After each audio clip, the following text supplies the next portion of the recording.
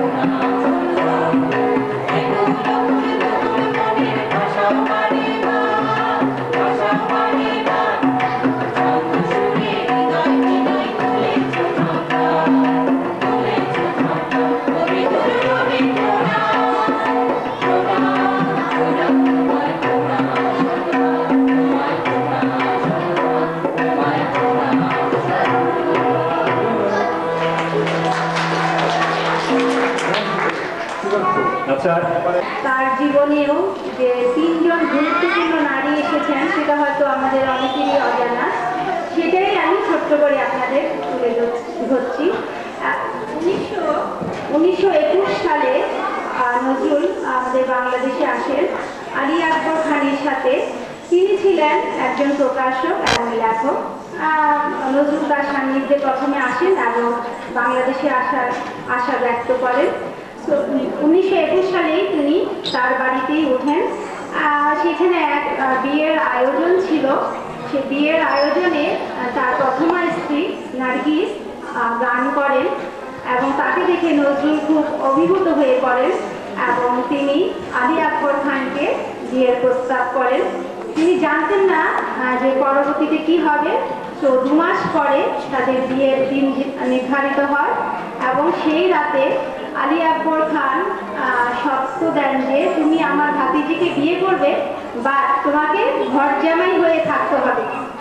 সেটা কাজী নজরুলের ব্যক্তিত্বে খুব আঘাত লাগে। উনি বিয়ের পরে সে রাত্রেই কাউকে কিছু না বলে চলে যান। এরপরে দীর্ঘ 3 বছর নজরুল মানসিকভাবে অনেক বিপর্যস্ত হয়ে পড়েন এবং এই নার্গিসকে নিয়েই তিনি অনেক কবিতা কাব্যনাট্য রচনা করেন এবং এই নার্গিস নামটি নজরুল তাকেই দিয়েছিলেন। তার নাম ছিল আসলে সৈয়দা খাতুন। এবং পরবর্তীতে নজরুল আবার 1924 সালে বাংলাদেশে আবার আসেন। সেটা আগেরবারও ছিল নার্গিস কুমিল্লার মেয়ে, এবারও তিনি কুমিল্লায় আবার ফিরে আসেন। এবার তিনি দেখা পান প্রমীলা সেনগুপ্তের সাথে এবং সেখানে তাদের প্রমীলার প্রতি নজরুলও তাদের প্রমীলার পরিবারটা ছিল সাংস্কৃতিক পরিবার। সেখানে প্রমীলার সান্নিধ্যে আসার পরে তিনি তার প্রতি দুর্বল হয়ে পড়েন এবং তার দুজনের মধ্যে একটা প্রেম, গভীর প্রেম গড়ে ওঠে। কিন্তু তখনকার সমাজ ছিল আমাদের অনেক কঠিন সমাজ, সেটা নজরুল আর করতে পারবেন না বলে তার বন্ধুরা তাকে বলল যে তুমি যদি এটা করতে যাও এই সমাজ এটা সম্ভব না। তখন তার বন্ধুরা নজরুলকে কলকাতায় পাঠিয়ে দিলেন।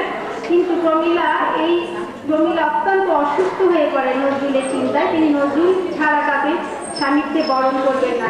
তখন প্রমীলার মা প্রমীলাকে নিয়ে কলকাতায় চলে যান এবং সেখানে তাদের বিয়ে হয় এবং মৃত্যুর শেষ পর্যন্ত প্রমীলা এই নজরুলের সাথেই ছিলেন।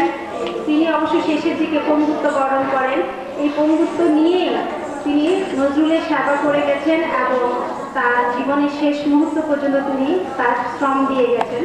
কিন্তু পরবর্তী জীবনে এসে নজরুল যখন আবার আমাদের বাংলাদেশে আসেন এক মুসলিম সম্মেলনে, সেখানে আমাদের ফজিলাতুন্নেসার সাথে তার পরিচয় ঘটে। তিনি প্রথম মুসলিম মহিলা যিনি উচ্চ শিক্ষার জন্য প্রথম মহিলা যিনি ইউনিভার্সিটিতে আসেন, সেখানে তার সাথে পরিচয় হয় এবং সেখানেও তিনি অত্যন্ত দুর্বল হয়ে পড়েন ফজিলার প্রতি তার এত প্রতিভা দেখে। তখন তিনি তাকে তার প্রেমের তিনি যে তাকে ভালোবাসেন সেটা তিনি তার কবিতায় গানে প্রকাশ করেন। কিন্তু অন্যদিক থেকে তিনি সাড়া না পেয়ে তার মন অনেক ভেঙে পড়েন এবং ফজিলাও সেই সময় বিদেশে উচ্চশিক্ষার জন্য প্রস্তুতি নিচ্ছেন এবং পরবর্তীতে তিনি এই ফজিলাকে নিয়ে প্রচুর তার কাব্যনাট্যের মধ্যে তার প্রকাশ আমরা দেখতে পাই। তবে এই নজরুলের জীবনে আরও অনেক মেয়ে এসেছেন। আমরা প্রতিভা বসুর কথা বলতে পারি, মোহাম্মদজির কথা বলতে পারি, হ্যাঁ তাদের সান্নিধ্যে তিনি এসেছেন। কিন্তু এই 3 জন মহিলাই নার্গিস, প্রতিভা বসু আর ফজিলাতুন্নেসা, এই 3 জন মহিলা তার জীবনে গভীর ছাপ দেয় এবং এর ফলশ্রুতিতেই তিনি অনেক কাব্যনাট্য রচনা করেন। আজকে আমি এখানে শেষ করছি, নজরুলকে এত সহজে শেষ করা যাবে না। তবে এই 3 জন মহিলাই তার জীবনে অধিক প্রভাব ফেলে এবং এদিক থেকে আমরা দেখতে পারি তার নজরুল জীবনে তিনি যে কত বড় প্রেমিক ছিলেন, শুধু বিদ্রোহী নন, এটা পরিচয় আমরা পাই।